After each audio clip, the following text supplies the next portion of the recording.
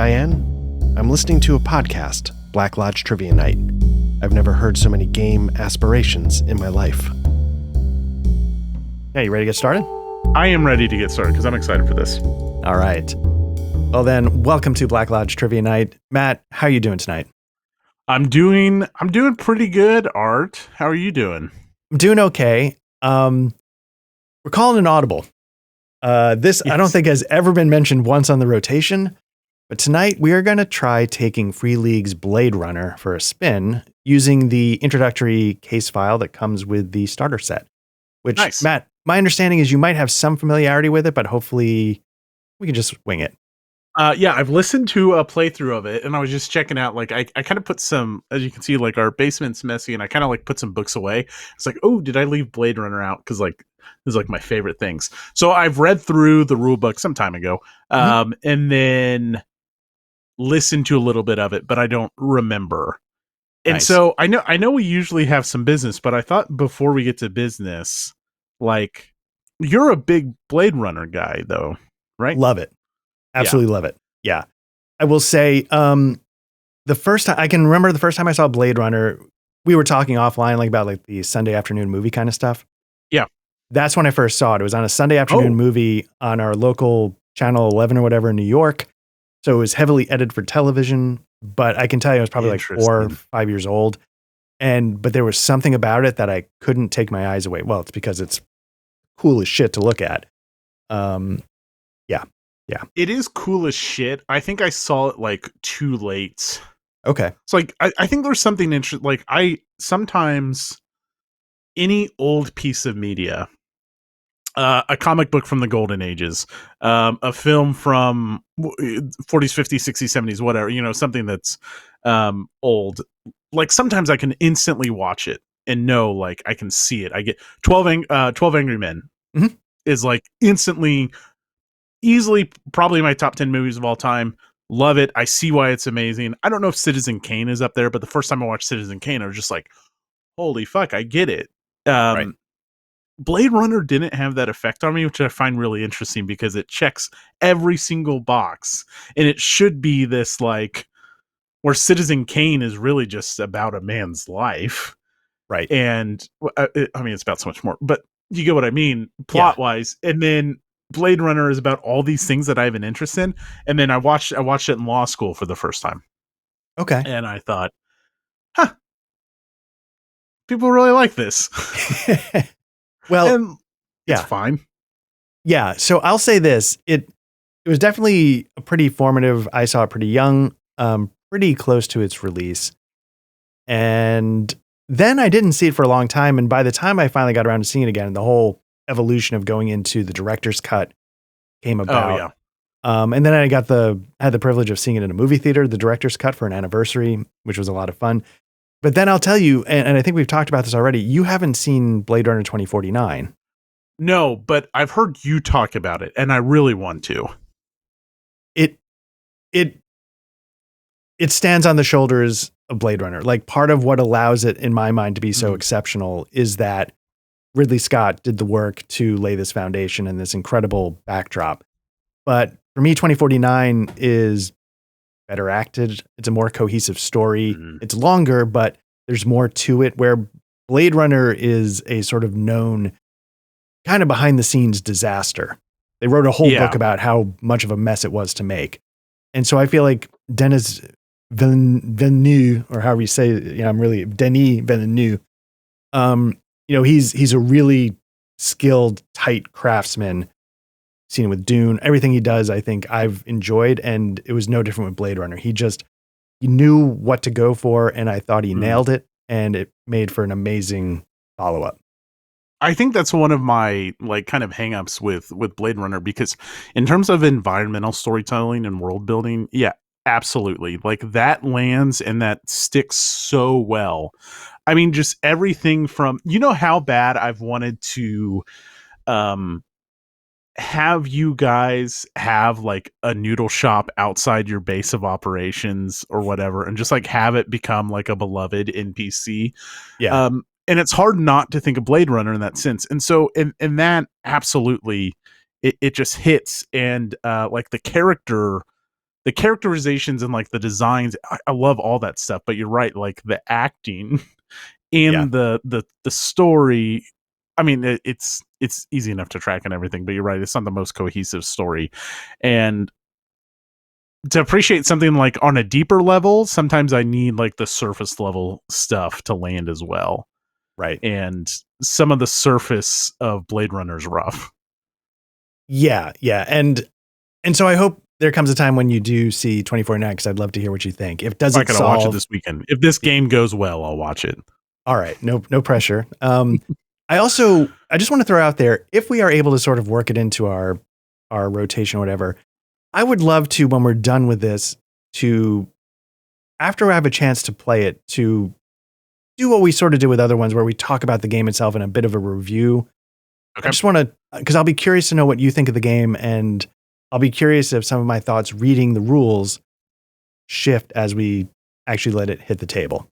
Yeah, I would love that. I'd love. I don't know if we did a deep dive in Cyberpunk Red after we played. No, we probably should have. Well, and that would be kind of cool. Obviously they're going for different. I think the objective of each game is different, but obviously both Cyberpunk worlds, but Cyberpunk worlds with very different vibes. Yeah, definitely. Blade Runner, of course, feels grittier and darker, and Cyberpunk seems a little bit more tongue in cheek. But I mean, it certainly has a gritty side to it. But yeah, I'd like to dust off Cyberpunk. Maybe we don't even need to dust it off, but maybe talk about both of those games, just because they're two very different systems. But at least in a Venn diagram, there's some overlap, right? Absolutely. Yeah. So, all right. Well, yeah. So hopefully we make sure that happens. But with that, are we ready for a little bit of business? I am. Yes. All right. So tonight's trivia question: Wyndham Earl, a huge force in the second season, where when it goes downhill, what brings it back up is Wyndham Earl.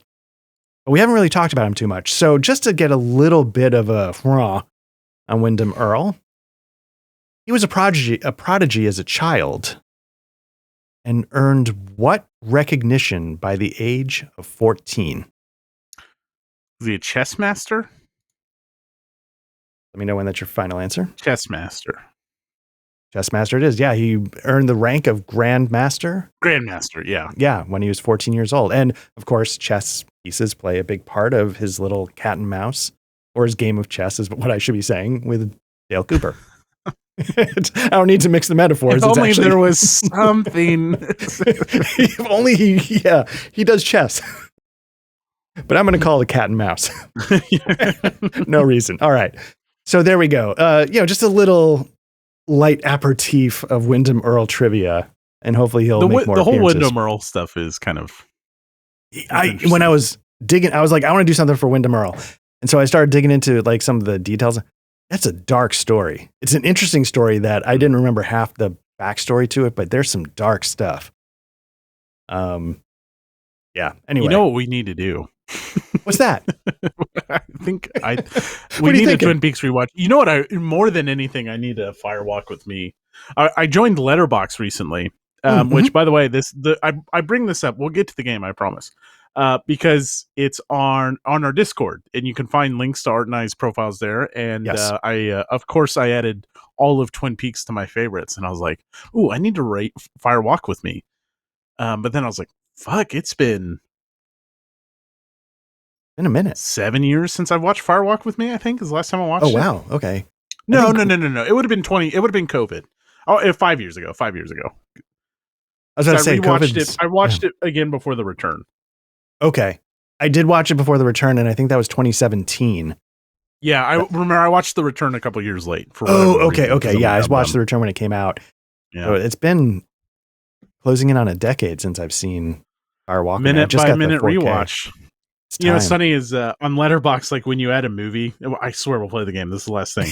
When you add a movie, it'll tell you like running time, 180 minutes or whatever. And so like you add your 4 favorites. Everyone knows how fucking Letterboxd works. So I added Twin Peaks, and I think it's like 6,000 minutes. Whoa. For the whole thing. I remember I was doing some math when we had talked about minute by minute rewatches, and I was like, just so you know, that's going to take 147 years if we do it religiously once a week for, or maybe not 147 years, but it might have been like 50. And I was like, I don't know if I have to put things in these terms now. I don't know if I'll live that long. Oh shit, I can't find the total runtime. Whatever it is. Anyways, okay. We can let's do some. We're not here to talk about Twin Peaks. We're here. I mean, I guess in some way we are here to talk about Twin Peaks. Yeah. We're here to dive into some fucking gritty ass crime fighting. That's right. So yeah, we're going to be doing the intro case file. Nice. Just because for a couple different reasons. One is because it's the intro case file, but two, it's meant to be the start of one of their overarching stories. It's meant to kick off a campaign. So I figured if we ever dive into that, it's good to start at the beginning. So for what it's worth, I just showed to you the rules for making a character. Yep. Now, I don't know if you found the character sheet. Yeah. Have it open. So they give you a step-by-step. I love when games give you this right off the bat. Like, hey, we're going to get into more of this later, but here are the steps. I recently picked up a game called Unknown Armies from, I think, Atlas Games, the people who make Ars Magica. And I find the rulebook, I have a lot of problems with the rule. I have a lot of interesting thoughts about the mechanics. I think they're really cool. But the rulebook and the setting, I'm really not sure of. And one of the things is they put this list at the end of the character creation process. And the character creation writing is just meandering and not clear in my mind at all. So I'm like, you got to start with that. So I know when you're just rambling for the next 40 pages, what the outline is. So the first step is you're supposed to kind of come up with a core concept. I didn't know if you had thought about that at all. I think I'll do better with a core concept once I kind of know like my archetype and got it. Talking about whether I'm not like, I don't have to play a human. I don't have to play a replicant. If it works better with the story you want to tell, I'm happy to go one way, or we can let the dice decide it. 100% up to you. I will say that the recommendation, if you use the pre-gens, is you play a human. Okay. A specific one. But I will say they give you pre-gens so that if you make your own, you can go either way. So I have pre-gens that'll... Okay. I'll do human. All right. So yeah, if you want to just add that to your character. There is the one thing this is one of the few times that I just run something straight out of the box. This is a purchased module on Foundry, and I think they've done a great job. The Free League modules are nice for sure. Yeah, and they've always done good work. Like we've done. Oh no, Vaesen was the other tabletop experience, and that wasn't Free League's fault. Was it? Alchemy. Did we play that in Alchemy? We played in Alchemy. Yeah. Wow. It's been a while. And I think you can play this in Alchemy as well. Okay, so you're a human. Yeah. So step 2 is choose or roll your Blade Runner archetype. Now, really quickly, one of the options they have in this game is you can be a secret replicant. And what happens is I roll a d6 and I don't tell you what the answer is. Oh, and I don't know? Yeah, do you want to do that? Fuck it. Fuck to, let's do it. Okay, so I'm going to do something just as a test. You tell me if you see it. I don't know if it's doing it or not. Might not be doing it. I'm trying to figure out if I can do a private GM roll, public GM roll. Why is it not? You should just be able to check the eye. There we go. Yeah, tell me if you see this. I see you roll. I don't see the result. Cool. Okay, so now I'm going to determine, the people at home will know. So just so you know, it's if I get a 1 on the d6, you're a replicant and you just don't know it. Okay, so I now know the answer one way or another. The people at home know as well. Matt, you can never watch this until we're done. Yeah, there we go. Okay. So you mark down that you're a human. So the next thing is an archetype. So the archetype, you look at the human column, there's an analyst, which is, you can imagine, sort of like the guy in the opening of the original Blade Runner who's doing the Voight Comp test, that sort of buttoned up. He's what you would consider an analyst. Edward James Olmos. He'd be a city speaker, that kind of character. Yeah. Enforcer obviously is muscle. Fixer, I think you could say a fixer might be sort of what Harrison Ford was. Inspectors and skimmers. Wouldn't he be an inspector? Would he be an inspector? He's a fixer. I wasn't sure. Like inspector definitely makes sense, but in my head, the inspector was a little more polished. Where he sort of just slams into the problem and drinks his way through it. But yeah, it's definitely very possible that I am misremembering what each of the archetypes are. But yeah, so if you can choose or you can let the dice decide, it's up to you. Here's how I want to do it. I have something I want to do. I'm going to roll the dice and see what it comes up with. Okay. And then if I like it, I'm going to stick with it. If I don't, I'm going to... So I rolled a 3, and that got City Speaker, which is perfect. I was leaning towards City Speaker anyways. Right. So City Speaker, if I pull up this real quick, I'm going to City Speaker. Speak long enough to... Oh, go ahead. You were correct. Inspector is what Harrison Ford would have been, not a fixer. You call yourself a Blade Runner fan. Have you even seen... Just kidding. Yeah, it's... Blade Runner's the one where Harrison Ford goes to the Amish community and solves a murder, right? No. It's the one where they're on the giant space cruiser and there's the opera and it's got a bunch of different elements involved. Got it. That one. Same page. Speak long enough to the city. It speaks back to you. You've got rats in every gutter, pigeons on every rooftop, urchins in every port. You lived and sinned with them since you were kids.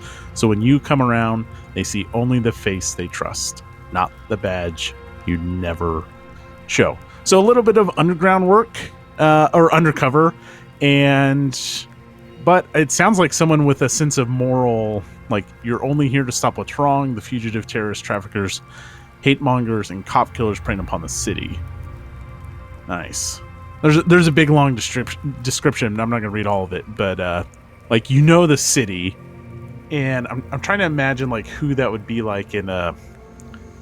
They probably skirt the line between black and white is kind of how I see it. But anyways, I'm very interested. That's what I was leaning towards anyways. They know the city. I think they're loyal to the city. They would protect the city, but they're not going to bust someone. If you watch Shameless, when Carl becomes a cop and he's working with the cop who busts the drag queen, and Carl's like, what, this isn't this person did nothing wrong. What are we doing? Right. They're just selling stolen cigarettes without a license. Anyway, that's kind of how I... they have their own sense of justice, their own code of justice. Yeah. That's I think that's a good fit. Nice. All right. So you are going to be I don't even know where that gets marked down on the sheet, but I'll pop in the sheet really quickly just so people can see it. Again, really basic, but it's well done, covers everything you need. I'm just going to put it in my notes just so I have it in one spot. Perfect. I'm sure it won't matter, but... Yeah, it probably won't matter. Okay, so the next question is years on the Force. Do you want to decide or do you want to let the dice roll? And I can explain to you. So there's a lot of similarities between all of Free League's games. Blade Runner's no different. And basically you're choosing, do you get more attribute bonuses because you're younger or do you get more skill bonuses because you're experienced? And other things that come with experience are promotion points, which are things... It's a resource you can spend to help get things done, and Chin Yen points are money. So if you need to bribe somebody, you can spend a Chin Yen point on that. Okay. Let's roll it. Let me... Okay. Oh, wait a second. I just found this. Okay. I gotta go to your Blade Runner because I want to roll from these tables. I was about to say the tables do have the dice built in, which is always a nice touch. I thought they did, but now we're... If you're in Years of the Force, there's a little D12 in the corner. Yeah. I'll roll, obviously. I'm a veteran. But let's go on the lower end of that. So 8 years on the Force. Okay, nice.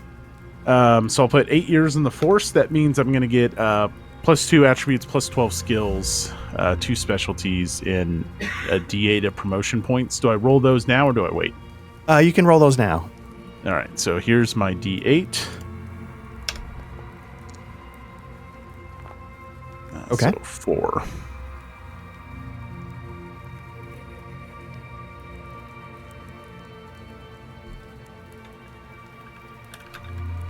All right. Very nice. Okay. So we got the years on the 4. So now you get to decide how you spend your attributes. Your attributes, you see how they begin as a human. They sort of, I don't know if you get certain ones at D8s. They're all D8s, actually. I'm sorry. And you get to spend 2 points upping them 1 level. So you can you would choose the rating and you go from a C to a B, that would be 1. Or I think you can go from a C to an A if you want to make one like super powered and slight the rest. Okay.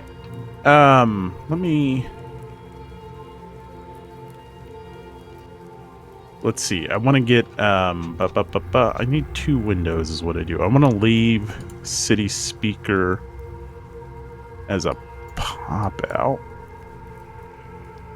Sorry. This is just how the sausage gets made. Do you run dual monitors or do you run a single monitor? No, setup? I really ought to. I think next year I will. The big upgrade, no technology upgrade that I need or anything like that. I hate my desk. So I think I'll get a new desk next year. Okay. So while you're deciding, I just want to say, like, one of my many YouTube rabbit holes, for some reason, I sometimes get fascinated by videos of like desk setups. Like, you know how people do like grocery hauls? There's a whole YouTube segment of people just showing how they organize their desk and ran cables cleanly. I need that in my life. Yeah, makes me feel ashamed.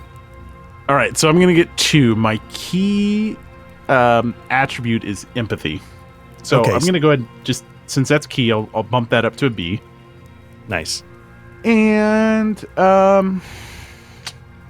the exciting, sexy thing is agility. I was thinking intelligence, though, but agility for all that cool stuff seems a little more up my alley. Let's see. Mobility, connections, and insight are the key skills. Let's go empathy and agility. Okay. So I moved both those up to a B. Nice. And when you're saying key things, I think there are rules requirements, like whatever your key stat is might have to be a B level, right? I don't remember. So like I'm sure that may be one of the points you have to bump up. Yeah, I think there's something about that. And I should probably know that since I'm running the game. I don't at the moment. That's all right. But yeah, you can increase any attribute you want as much as you want, up to A, but the key attribute listed by your archetype must be at B level or higher. There we go. Okay. Look at that. Almost got it right. Perfect. So the next thing is now we get to do we spend our skills? Let's see. Yes. Oh, no. Well, calculate your health and resolve ratings. I'm 4 out of 5 on both. Right. So it automatically does that, which is nice. The nice thing about VTTs. So now skills. Your skills represent a broad field of expertise. Just like attributes, skill levels are measured on a scale from A to D. And basically, these letters correspond to dice. An A is a D12, B is a D10, C is a D8, D is a D6. One of the things I don't like about this game is you could just make the rating a 12, 10, 8, or 6. You don't need to make a letter. There's no reason. It doesn't fucking matter. Look at Savage Lands. Savage Worlds gets it right. It's just a die. Savage Lands, Jesus. Savage World. Somewhere Patrick. Played an RPG. Patrick stirs that you got that wrong. Patrick so Bridges. So now you get to spend, I think, 12 points on dice. Yeah. And now my key ones have to be C's. I think I'm going to make them, that would be half my points to make my key stuff B's, but fuck it, let's do it. So I'm going to spend 2, 4, 6 to make mobility, connections, and insight B's. So that equates to experienced.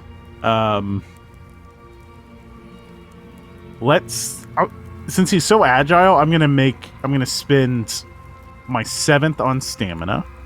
Okay. Let's give him a little stealth for 8, firearms for 9, manipulation for 10, observation for 11. Okay. And let's go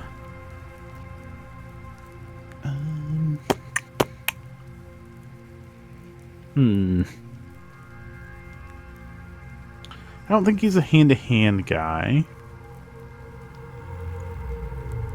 Force. Force would be like strength tests. Yes. Like moving something or someone. Yes. Yeah. I don't think that's his thing. Let's go tech. Okay. Or driving. Parking the car.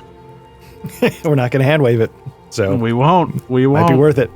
Fuck it. Driving. Nice. And just so people know, if you're familiar with Free League games, you might be familiar with the dice pools of D6s where you have to get 6s for successes, 1s for failures. This game's actually not that different, but instead of creating dice pools, you always roll 2 dice, very much like Savage Lands. Just like Savage Worlds, you roll 2 dice, and 1 is always your base die. One's always your skill die, and 1's always your stat die. And again, you're trying to get 6s and above. It's just that this is just Savage Worlds. What are we doing? Yeah, well, except it's a rating B. Yeah, so I mean, this is Savage Worlds. What's the difference? The progression? Right. Yeah, because you can. Well, in this case, it's not that different.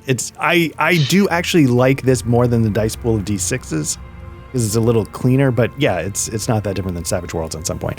So like a D12, anything like a 10, 11, or 12 can give you 2 successes per. So like a D12 gives you like a 25% chance to get 2 successes on that die. So that's the nice thing. Where in Savage Worlds, it's always in increments of 4, which is again it's slightly better odds than the 25%, but it's that idea. Anyway, Patrick's gonna run Savage Worlds. I'm holding off, letting him run it first because he loves it. Anyway, okay, so we've done our skill levels. The next step is to do your key memory. It says memories are essential parts of who you are, and so this is something that you are able to Specialties. use. Specialties. Oh no, specialties. You're right. I'm sorry. No, specialties. Do you mind sharing the items of the specialties for me so I can quickly see the items, right? So we want the items. I want the items shared for specialties, please. I don't know if this is the right thing. Tell me if it's right, and if it's not, I will dig around. Let me reload real quick. So yeah, just for I'll share this as well. While I'm loading in Free League, in Foundry, items will sometimes mean physical items in your inventory, but also things like specialties and spells and things like that. And so they're actually items you can manipulate and drag onto a character sheet and open up and be able to read all the descriptions about them. I don't see those art, but I bet I can find them in the rules. Let me double items. Here we go. Items, specialties. Here we go. Let me share this. Okay. Configure ownership. I just realized what you meant when you described it that way. So observer, save changes. There we go. Okay, I did not look at these ahead of time, so there's a couple recommended. I get 2. So Gutter Rat is one that's recommended. You can move to a new location in LA on foot. Are we playing in LA? Yes. Without rolling connections. Well, I have pretty good connections. Hardened. Your maximum resolve score is increased by 1. You can take the specialty up to 3 times. Origami. You can fold a mean origami figure that takes a few minutes and heals 1 point of stress. That can only be done once per shift. Let me... no other characters, so I don't need...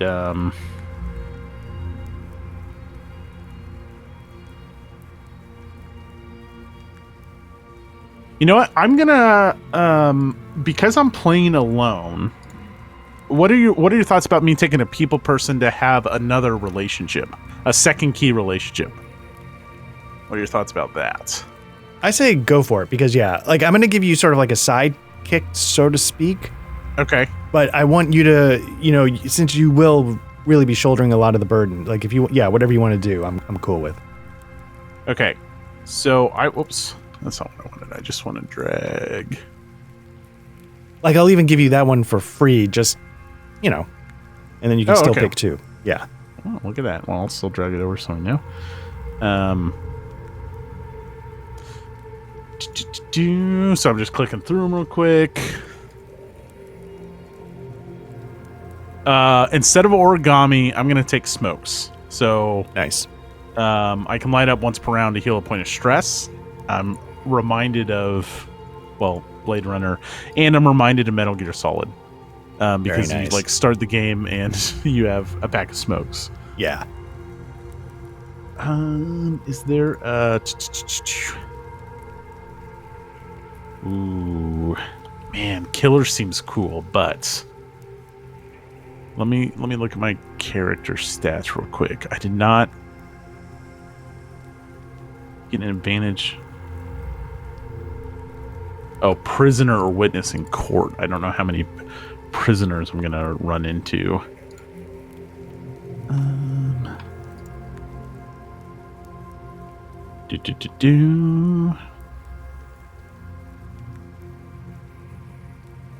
I don't want to be like guns a-blazing so much.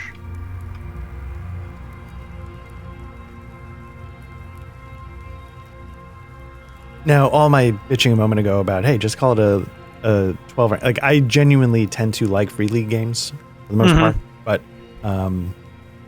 yeah, maybe someday we'll talk about this, Cyberpunk, and hash some thoughts out.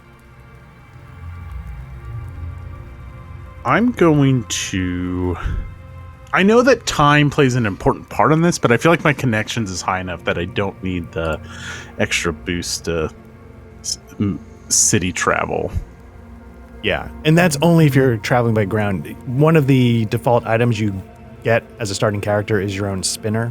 So if you fly around the city, you're fine. Oh, okay. It's only if you, for some reason, are stuck ground traveling, does that make a difference. Oh, fuck it. Let's have a little fun with this. Let's pull in a little midnight melodies. I'm gonna take musician, and maybe it never comes up, maybe it does, but I will get a advantage on manipulation in where singing or playing an instrument is helpful. Nice. And again, maybe it doesn't come up, but if we find ourselves in a smoky jazz bar, I'm your guy. That could happen. Okay. So now we go to key memory. Now we go to key memories. Yes. Okay. Key memories are... There's tables for it, or if something... And I think there might be 5 tables. Oh, you know what? Actually, I think they say to really try and do rolls. And I'm totally down for rolling. Okay, yeah. And then they said, like, re-roll if it really doesn't fit, but they're like, really think outside the box if you can to make the rolls work, because it might surprise you and get you sort of out of your comfort zone a little bit. So, yeah, there's 5 tables. The first one is, when did it happen? So what's kind of cool about this is, like, for those that don't know Blade Runner, right? Like, I don't know if I'm a replicant, meaning I don't know if I'm an android, basically. Right. And this key memory can be my own key memory. It can be someone else's memory, or it can be something that was just cooked up by whoever turned me on. Right. So here we go. So it was a childhood memory, and I remember it like it was yesterday. Nice.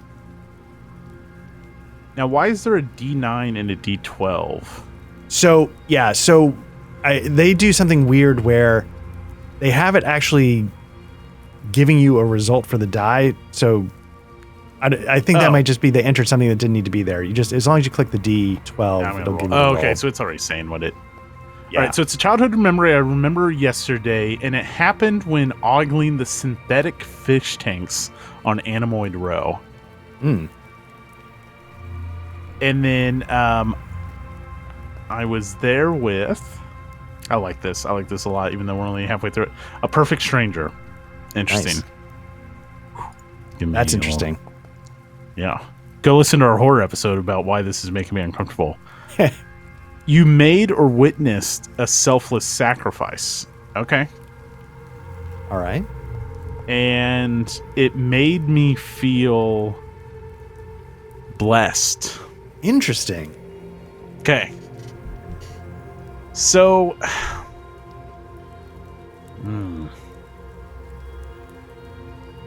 I think I'm gonna tie this into the city speaker and loving this city. And it's not the memory I would choose, right? Like I wouldn't have gone down this path. But I was a young boy, and I'm there like meandering down I'm like running my fingers down the fish tanks. My parents they're doing whatever, and I think the sacrifice. What do you think? I'm thinking like a cop or something like that. I could see that definitely tying in direct. That would be a good tie-in, yeah. Yeah. But it was. I guess I don't know enough about I don't know enough Blade Runner lore. I mean, it makes sense for I mean, a cop making a sacrifice obviously makes sense here. I don't know how I would stretch that to tying it into the city so much. Trying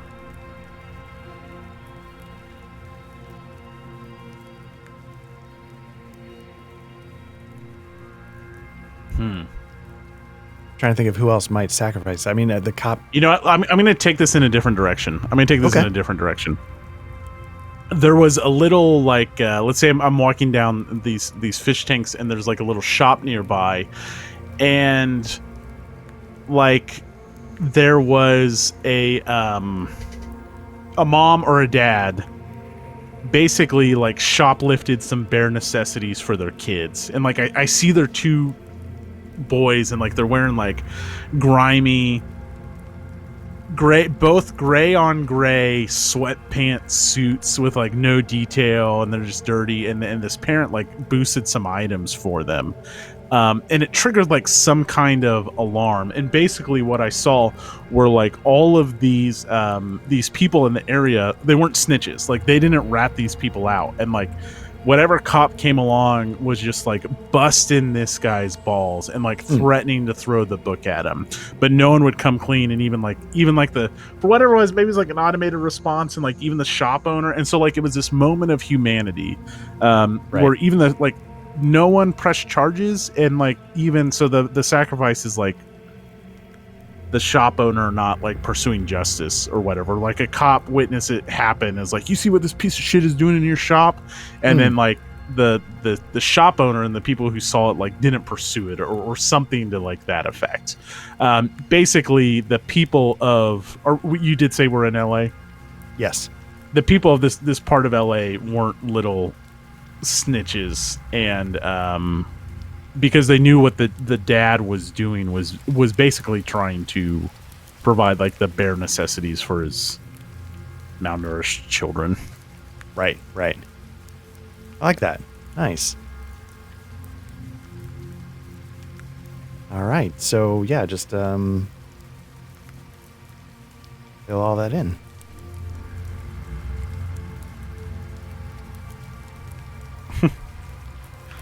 Dad does things for boys.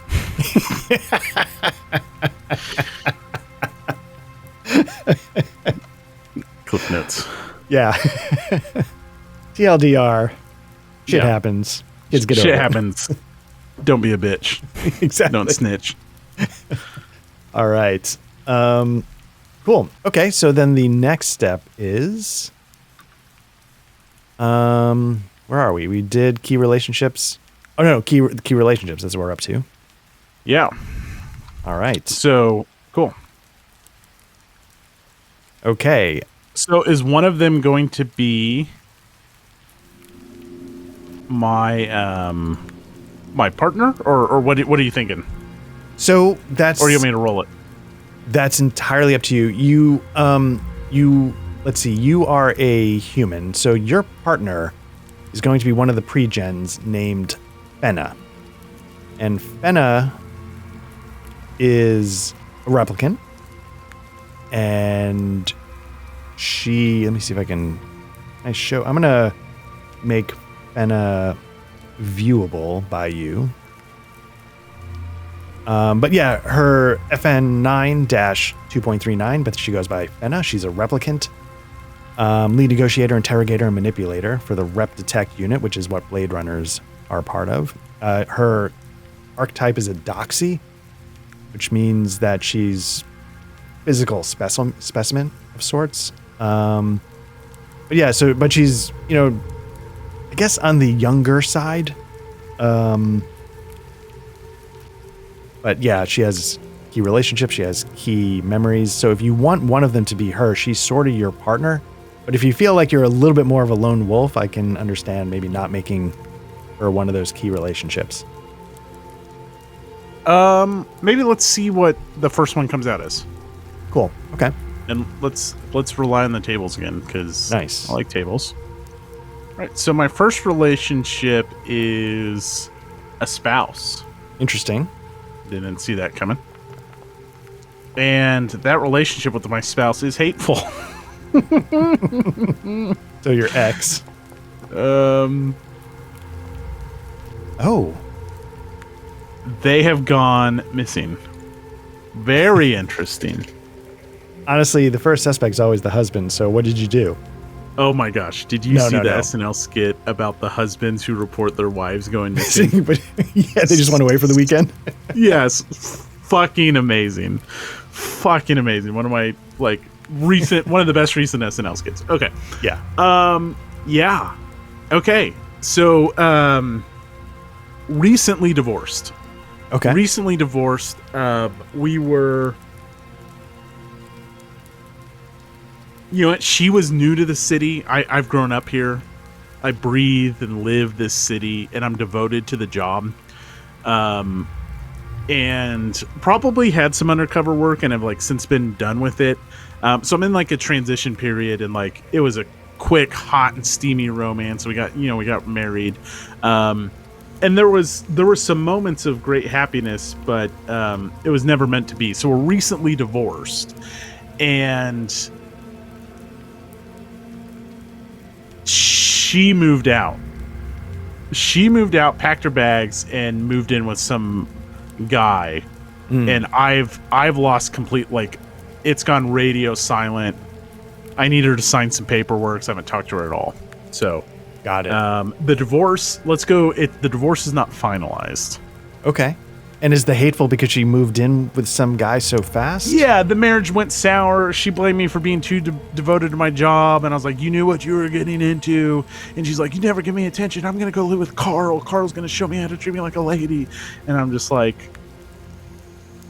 well, I'm wearing her high heels. It's like, I know how to treat you like a lady. And yeah, so she went in, and I'm like, who the fuck is Carl? She's like, doesn't matter. Fuck you. I never want to see you again. And then there you go. So just to do a callback of a joke, have you seen Heat? I have seen Heat. It's been a while, but I've seen Heat, yeah. I love Al Pacino comes home and finds his wife with another man, and he's like, you know what? You can eat my food, you can sleep with my wife, but you're not watching my goddamn television. And he rips his television out of the wall. But yeah. Anyway. Cool. All right. So that's your first key relationship. Now, what would you like to do for your second? Do you want to roll, or do you feel like you have some inkling of what you might want it to be? I'm going to roll. And we'll see if it's colleague. Naturally, it's a colleague. Okay, so I'm going to use the tables to tell me what it's like. Finna's my other key relationship, maybe. Unless you don't want it to be my partner, unless you want it to be someone else on the force. No, that's perfectly fine. Okay. All right. So Finna, my relationship with Finna is loving.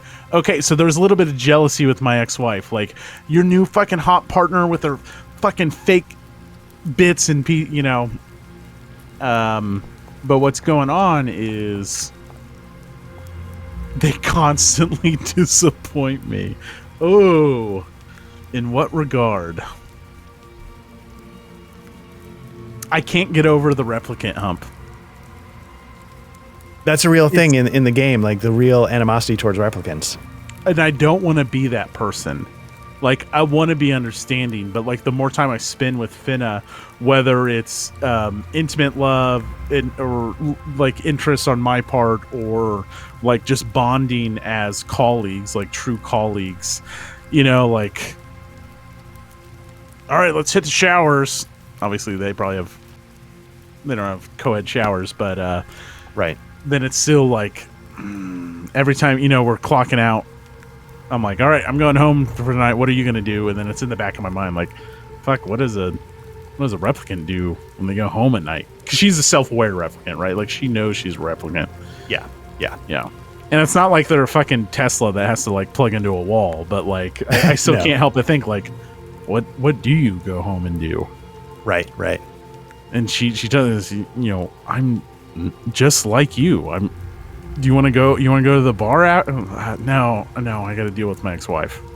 Right. And remember, as a doxy, like I said, she's a human, she's a specimen, a physical specimen. And part of her thing is being able to manipulate and attract people. So yeah. I think there's a little bit of attraction. I think there's also just some of that, like, you spend so much time with that type of person. Yeah. So maybe my ex or soon-to-be ex-wife's jealousy was warranted. I don't know. Mm-hmm. Yeah. All right. There you go. There's a little will they, won't they going on here. Nice. Because there's nothing more fun for art than two dudes role-playing one colleague falling in love with another. Just so you know, I'm going for it. Oh, yeah, sure, why not?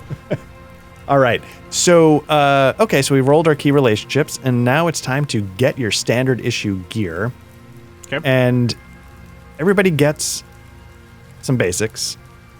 You get, what the hell is this? Oh, it's listed on, your runner starts out the game with a standard issue gear listed on the next page. Standard issue gear, you might be able to drag it straight from the little table there. You get a badge, a PKD blaster, or a 357 subcompact. You get a Kia, which is a knowledge integration assistant, and then a detective special spinner. 1 second.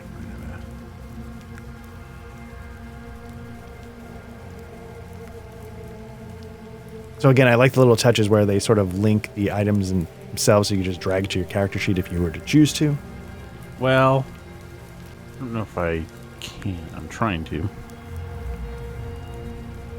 Let me know if you have trouble with it. I might be able to help out if need be, but... No, I don't think... I got the badge. Yeah, okay. Because I can see that in items, but I can't see... Oh, the Kia unit. I can see the Kia unit. So I get the badge and the Kia unit, but I don't see weapons in the items. Okay, so what I'm going to do is I'm going to hop you in, and I'm going to take it straight from the core rules, know your Blade Runner. Do you want the... Let's see if that works. Or is that just not working?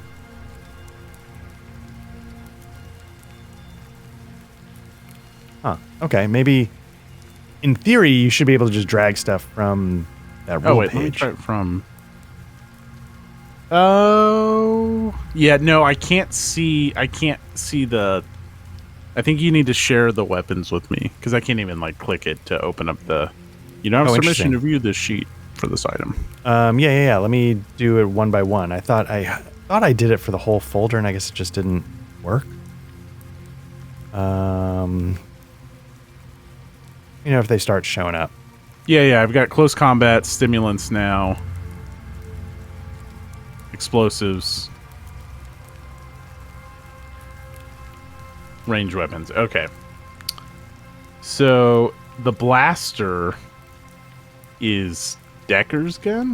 Is that what he used? Yes, that's the classic. But they do give you the option of a 357 subcompact because there's a certain rule with ranges. If you're using a weapon too close, you get disadvantage.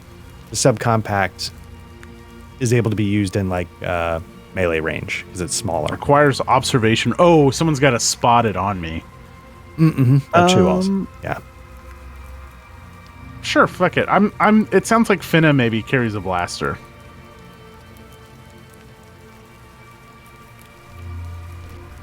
Yeah?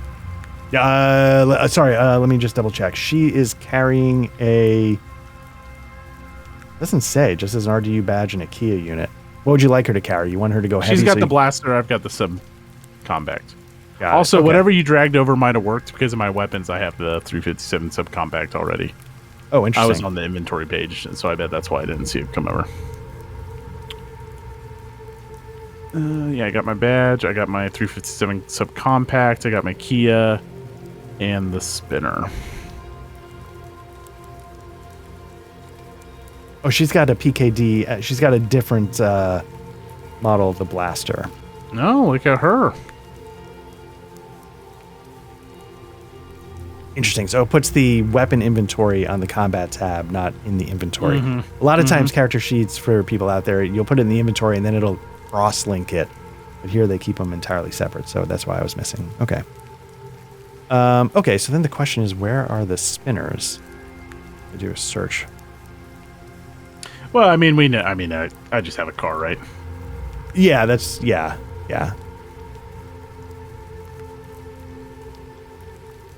Oh, I see. It's a vehicle. Sorry, it's a character. Oh. So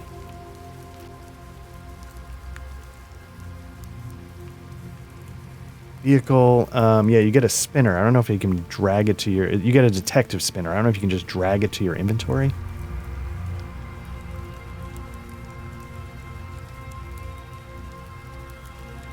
Might not. But we will. I'll make that viewable if now that I know how they do it. So then I have a signature item, right? Yes. Okay. Yes. And that also helps with stress, like my smokes.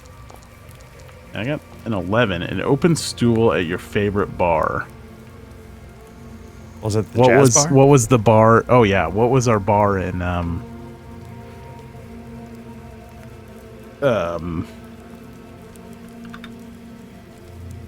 Cyberpunk? Oh, shit, did it have a name? It did. I do not recall. Neither do I. It was your bar. Did I name it? I probably. I think it was your bar. Yeah, but it's that bar. Okay. So we'll do same bar as Cyberpunk, and we'll figure that out. Sure, yeah. Cool. Nice. I like the shared universe. Okay. So that's the signature item. Choose or roll your appearance. Okay. So I went back to the city speaker spot, and so I am... You look like street trash because you are street trash. Okay. So, yeah, I'm very grungy. I dress like... I'm almost certain we've talked about the killing on this, and you like the later seasons more, right? Yeah. The like complete opposite. But I dress like Joel Kinnaman. Nice.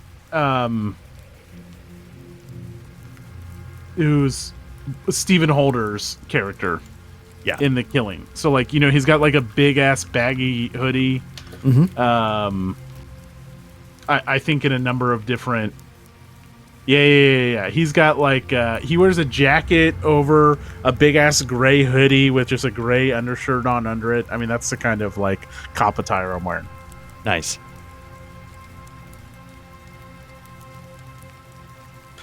On the note of Joel Kinnaman, Altered Carbon might be, and this may be heresy, might be like my favorite cyberpunk. Interesting. I need to still watch that. I read a bunch of the book, but something I want to watch. I know people aren't wild about it. It just clicks on a lot of different levels, but I need to. Like, I need to rewatch Ghost in the Shell and I like that Akira one, yeah. and all that. But anyways, okay. All right. Yeah. I'm just fucking. I'm playing fucking Joel Kinnaman's character from The Killing. Nice. All right. So that's your appearance. Now we have to choose or roll for your name. Joel. You want to just go with that? I can roll for it. Okay. It's not cyberpunky enough. Salmon. Okay. Nice. Salmon. Okay, great. For the people out there, that's SAMMON, not the fish. And so next up, I think, is your home. Yeah. Probably just... Here, I'll roll. Okay, can't be a 12, though, based on what you've described. A huge but dilapidated old apartment in an abandoned building on Retirement Road with leaking ceilings and full of debris. Sure. How's that feel? Okay. So it's spacious, but it's old and shitty. Yeah. Nice. And then bring that over. That is it. I think. A huge but dilapidated.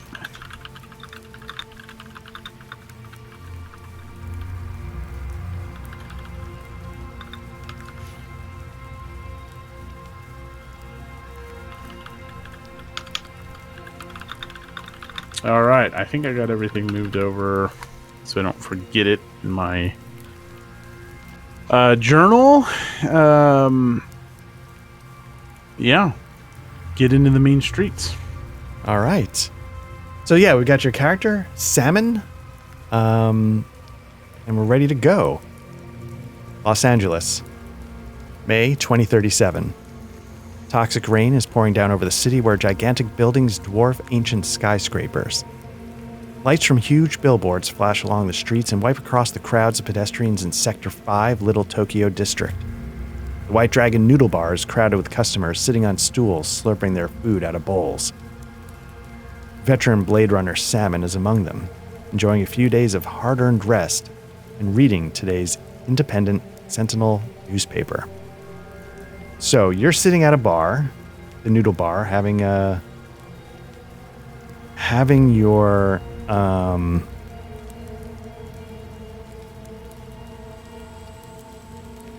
a meal.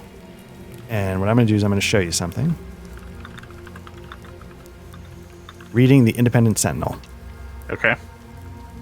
And there's a headline, The Wallace Corp multiplies production. The Wallace Corp is the one that took over from the Tyrell Corporation, the production of Nexus units. The current unit is the Nexus 9, of which your partner is one of them.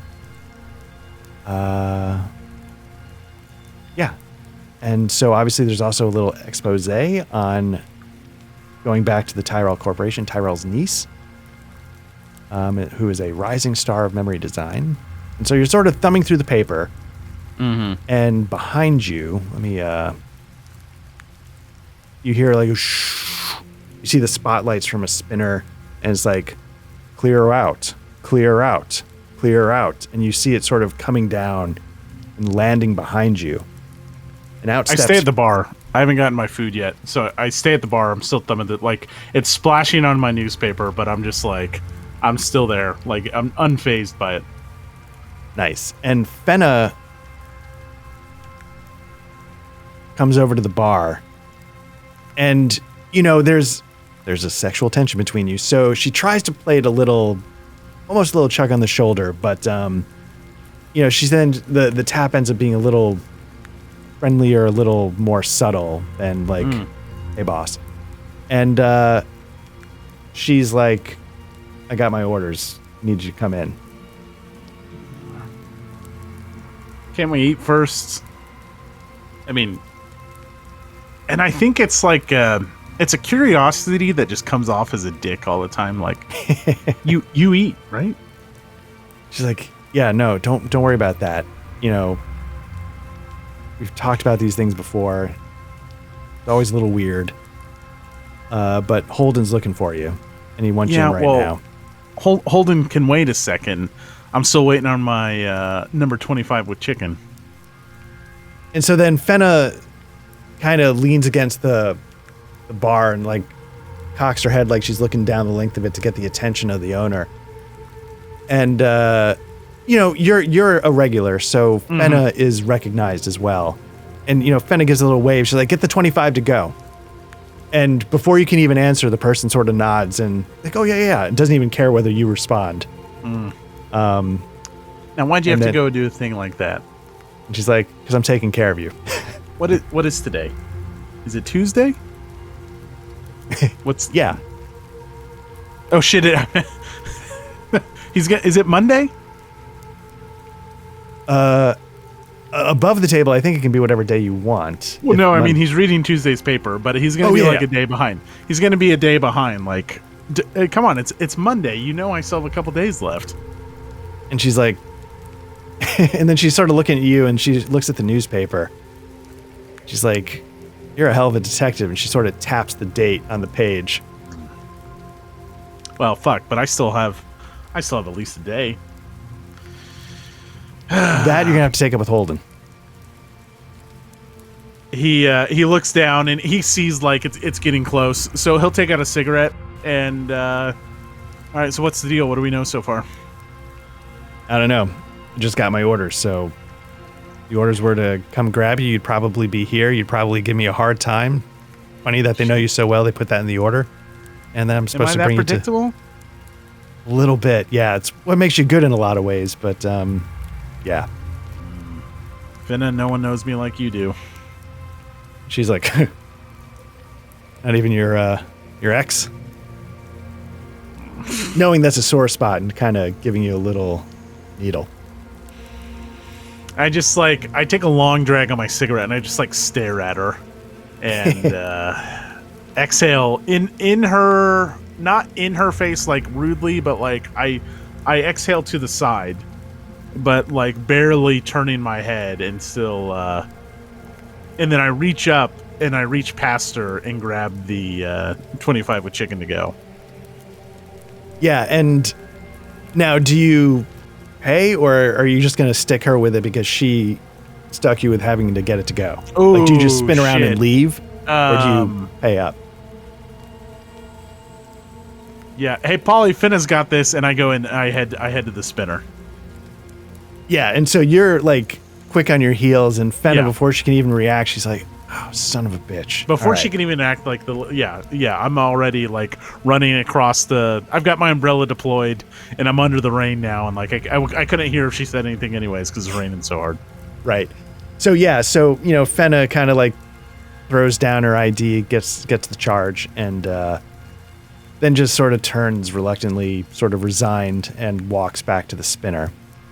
And so you climb into the spinner, get into the passenger side. Fenna starts punching the console, firing up the engines, and then you hear, "Clear out, clear out, clear out," as the spinner rises into the air above the city. And within moments, it's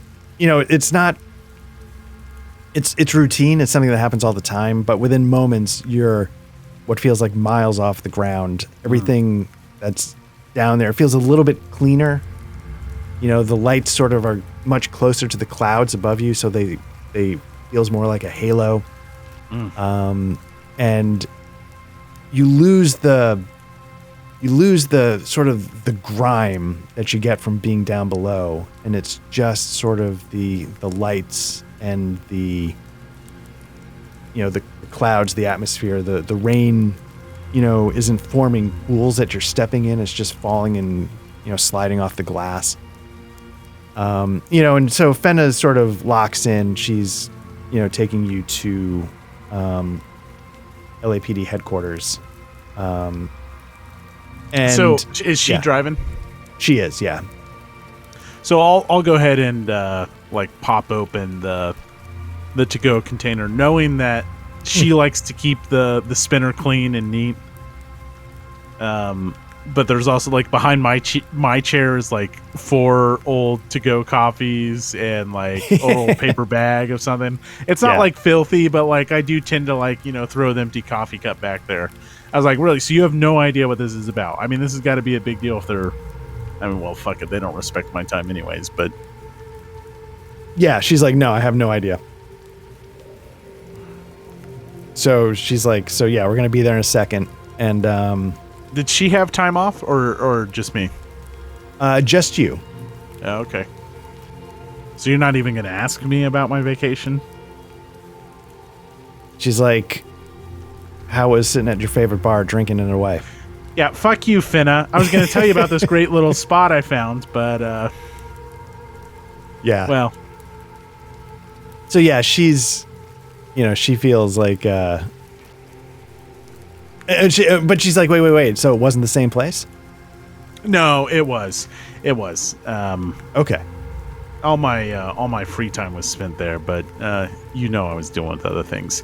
And the underlying message of that is like, during the day I was looking for my ex-wife, and at night I was in the fucking jazz bar just getting fucking hammered. Finna drove me home every night.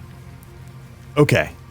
Or the bar called her. Maybe not drove her home, but the bar called her every night to make sure I got home.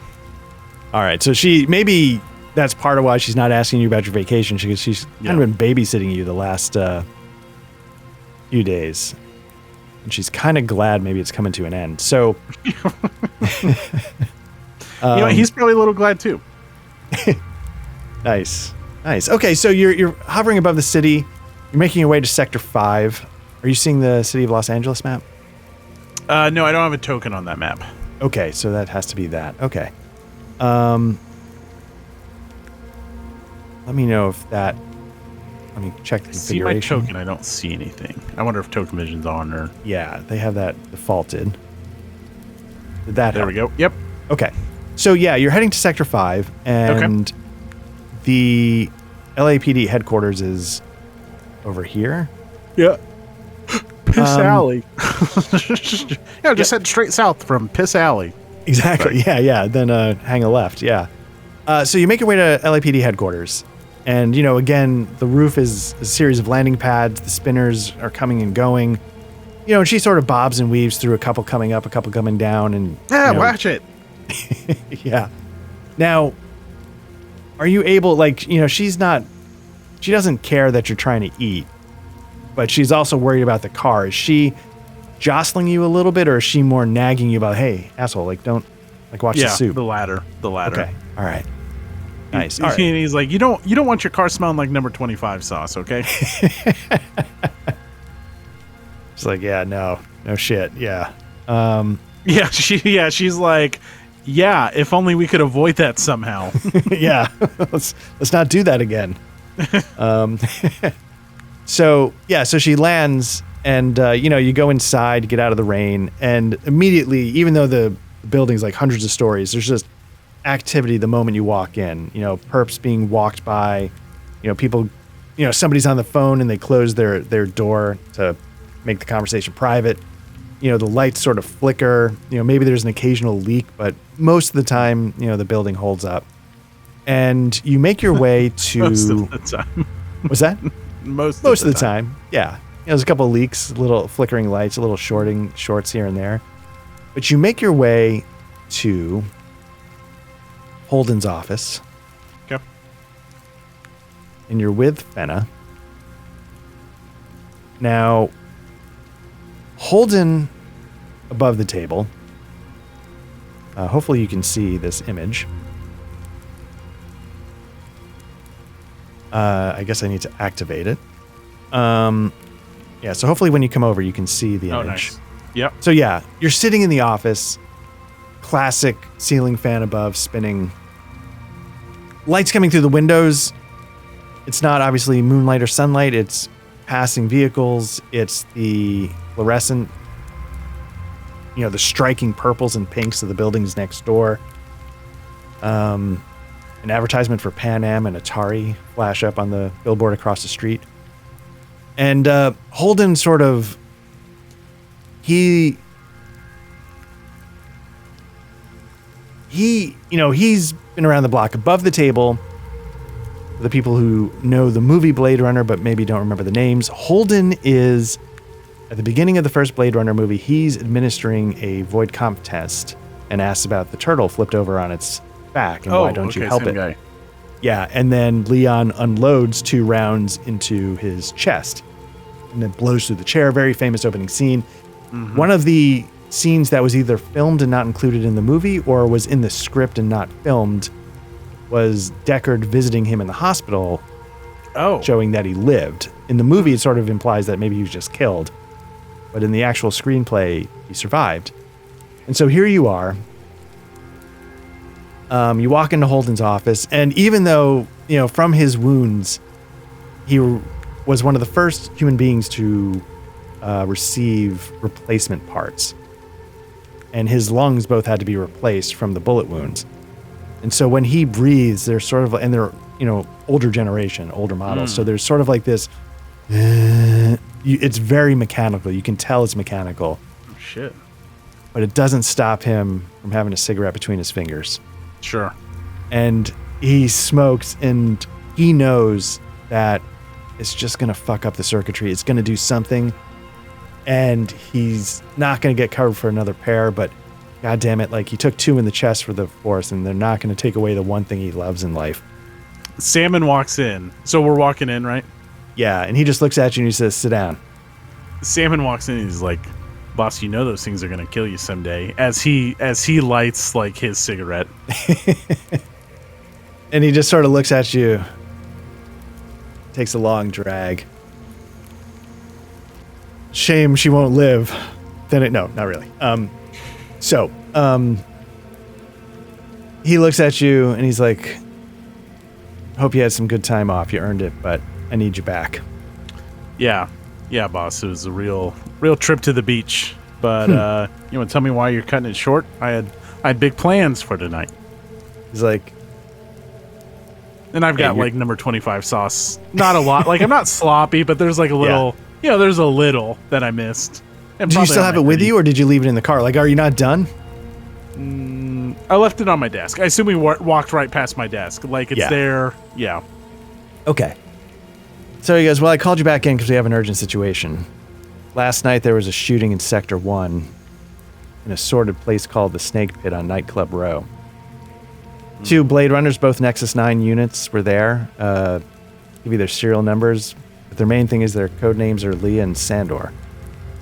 Maybe you've seen them around, I don't know. Both been on the force for a little bit longer than your partner here, but not as long as you. But goddamn, not many people have been around as long as you. Anyway, Sandor was shot dead. Leah's now missing. We have no idea where she is. And so he reaches down to his desk and he sort of slides across the table a couple of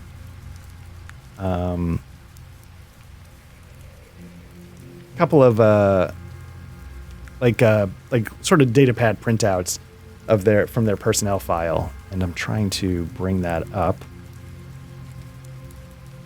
Let's see. Would Salmon be like annoyed that he's called in for 2 murders? Or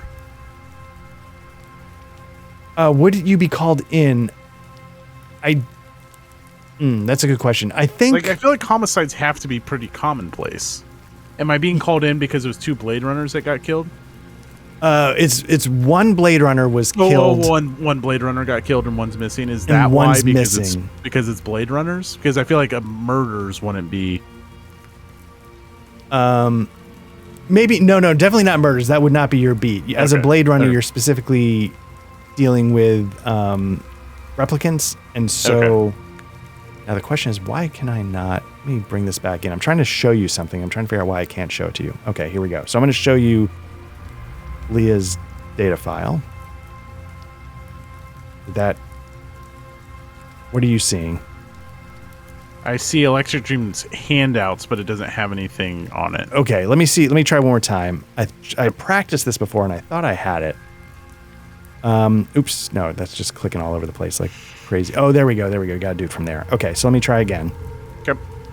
Close that other one because I might give you access to all of them. Okay, so are you looking at Leah's? Yeah, I just have Leah's up. Okay, so yeah, there you go. You got, her fingerprint. She's a Nexus 9. Her incept date. She's a combat model. The first thing you notice is, shit, boss, and he takes a looks at the data pad, and takes one glance, and he kind of passes it over to Finna, and he says, "Some asshat got the jump on 2 reps with what's the slang term for them?" Well, in the movie, like skin job. Or I don't think I'd go that far because I'm sitting next to Finna, so I'll just call him reps, I guess. Okay. Yeah. Like, and because I think skin job has a negative connotation with it, right? Obviously. Yeah, it's definitely like the sort of racist term. Yeah. Yeah. Yeah. I mean, again, he wants to be. He's naive. He's not a intentional dick. Right. And so obviously there's I'm not going to use derogatory terms about him. So he says, like, some asshole got the jump on 2 combat reps. Yeah, he's like, not sure what's going on. Did you get, just above the table, did you get the handout for Sandor as well? Yeah, victim? we swapped. So I took a glance at Leah's and swapped with Finna. Okay. Seems a little... Yeah, so Holden's like, yeah, I don't know what happened, but they went to the snake pit to investigate suspected Nexus 8 activity, which is one generation behind Fenna, who, the people who don't know, in the backstory of this, the Nexus 8 units were thought to be responsible for a cataclysmic blackout event. It's not 100% sure if that was actually true, but people turned on them, and they were immediately like, put them all down. And so there's some still out there. All the Nexus 8 models? Yeah. Okay, so Nexus 8 models are illegal? Nexus 8 are illegal, and as a sort of a sign of good faith, so the Tyrell Corporation is Tyrell from the original Blade Runner. Uh-huh. They were doing the Nexus 6. There were a lot of problems. They tried to get things back on course with the Nexus 8. Like, hey, no, we're still in the game. We made the Nexus 8. And then all of a sudden this blackout event happens that they pin on the Nexus 8s, and the Tyrell Corporation just goes straight under. Okay. So the Wallace Corporation, who created the Nexus 9, they were actually able to scoop up all of Tyrell's physical and intellectual property on the cheap. And they're like, look, we're going to make the Nexus 9, and to prove like a good faith gesture, we're going to make them so they can hunt down kind of their own. And they can be on the police force, they can be Blade Runners, just to prove how safe you are with the Nexus 9 unit. They are willing to kill their own. And that doesn't stop people from holding a very severe kind of racist grudge against replicants, but that was sort of the idea. And they've since gone everywhere. And it's to the point where, like, Los Angeles couldn't function without them, because after the blackout, Wallace Corporation sort of helps the city get back on its feet. And there's just an explosion of things that need to be done. There's not enough people left. Like, the most well-to-do went off planet. They've left the city. So the city couldn't actually have risen to the occasion without the help of the Nexus 9. So it was something the city has to deal with, but most of the people on the street are not happy about it. Okay.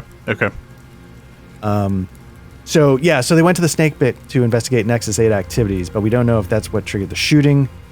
According to the local beat cops at the scene, witnesses said there were human supremacist jerks at the snake pit last night. Maybe they had something to do with it. We don't know. I guess we'll all big read fucking about surprise. it. It's a snake pit. It's fucking... Yeah. Have you been in there?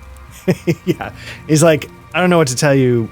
It's very possible, but, they've got their rag journal they put out once a week, and I'm sure we'll read about whatever they were doing in the next issue. And that sleazy sort of tabloid is called Kill. So it's kind of on the nose of like what that human supremacist magazine is about. Okay. Then Holden takes another puff of his cigarette, and he's like, look, man, you need to figure this out and fast. Got the brass breathing down my neck on this. The Nexus 9 replicants, and she sort of looks at Fenna. They were approved for use on Earth just last year, and mistreatment against the reps is running pretty high. And if someone out there is killing and kidnapping Nexus 9s, we need to find them and stop them fast.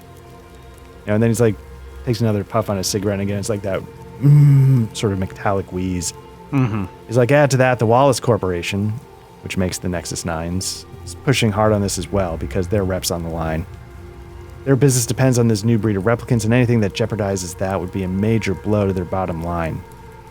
They're letting us run this investigation, but they've offered their assistance. And the PR manager over there, Quell, she's expecting an update from you in person at the Wallace Corp. So she can tell you more about Leah, but I need you to play nice with them, and I mean that. What time is it?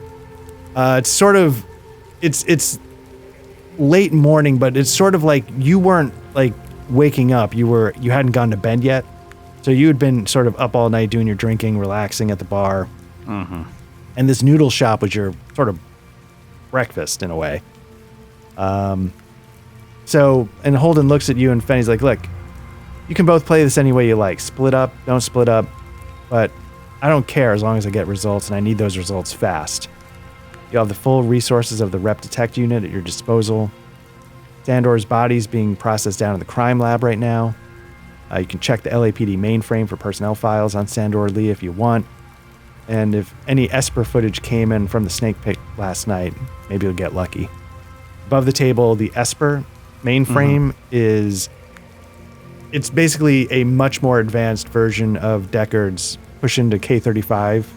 You know, and it can sort of recreate spatial details, and you're not 100% sure how it works. It can do it from like multiple sources, photographs, street cameras, you know, it can piece together kind of a three-dimensional representation of the space.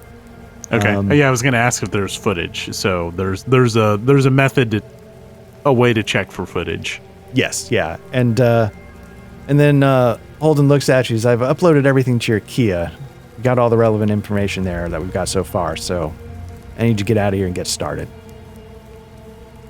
you have any questions before you do? Wait, so no one saw who fucking iced this rep? There, you know, cops on the street. We haven't gotten their witness statements yet. You know, you can go down. We don't have witness statements yet? Not yet, no. What have you been doing, Holden? It's like, look, it's a big city. It just happened a couple hours ago. Fuck.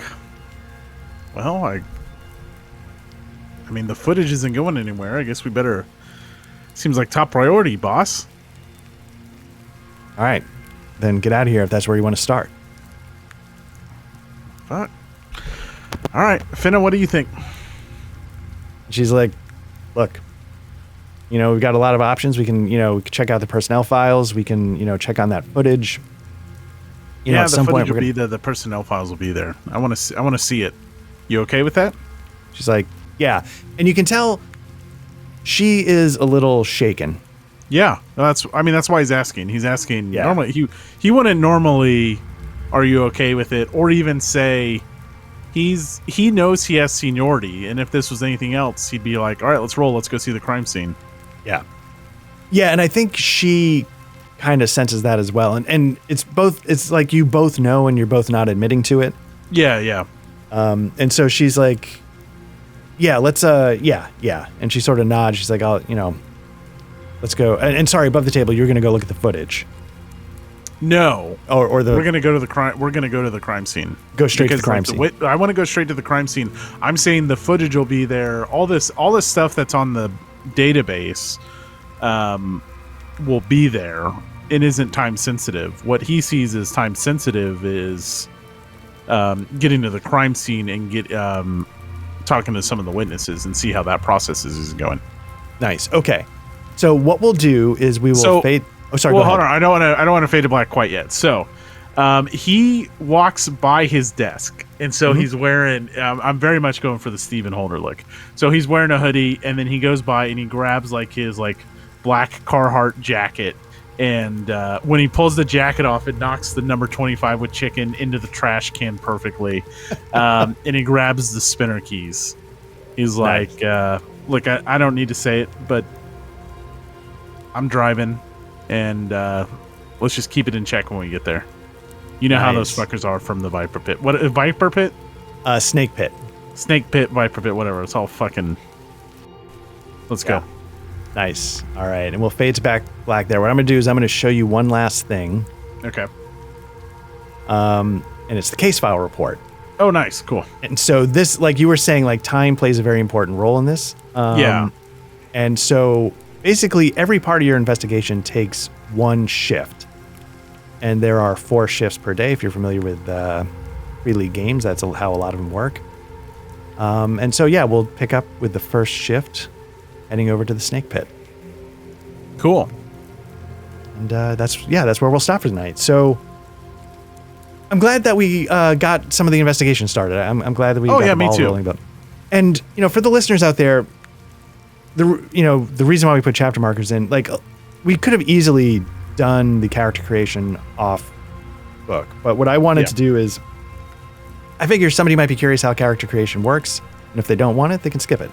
So hopefully it's of some use to somebody out there. So yeah, I mean, I think we've always held the position, like, if you want polished, pure everything, there's other channels for that. Like, this has always been, I run the Symbaroum game, like, with music in the way that, like, I would if it was just the three of us playing. Like, we just happen to be capturing this stuff. Exactly. And so I think I know I have, and you have as well, sat down for character creation, because I think now with one-on-one, maybe it's a little less important, but I think having collaborative storytelling character creation is really important to telling a good and interesting story, to have everyone buy in.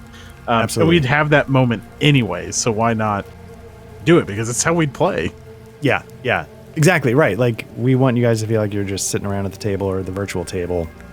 Yeah, with all the ugly bits. I gotta tell you, it's really cool to be, I feel like every time we've one-on-one, or you and Patrick have one-on-one, it's been a little more rushed.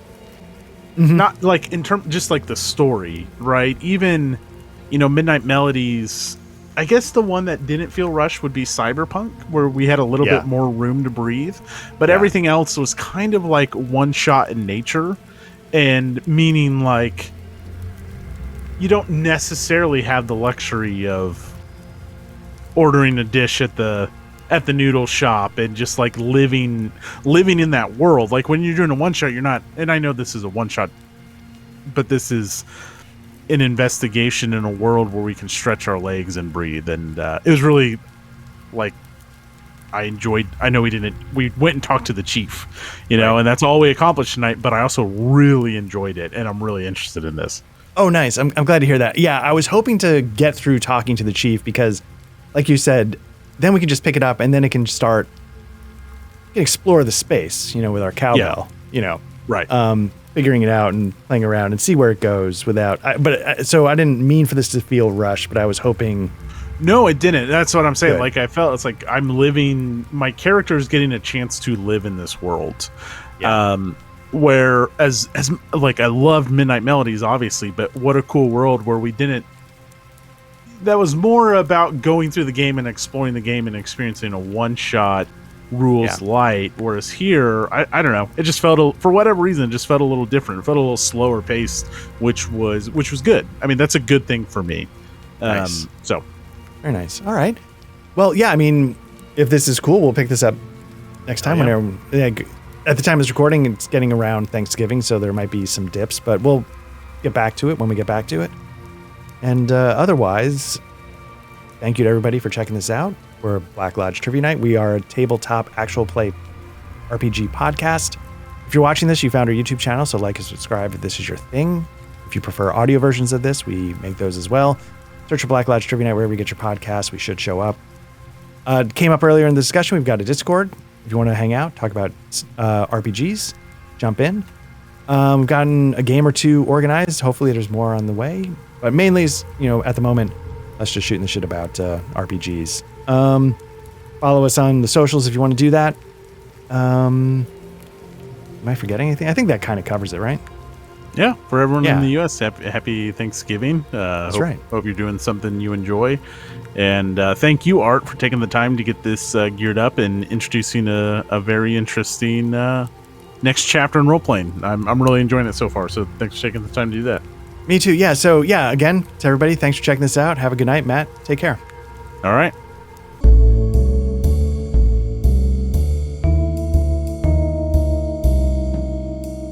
The in-session music was provided by Tabletop RPG Music and composed by Ian Fisher. You can find the Patreon at www.patreon.com/tabletop RPG music. That's all one word.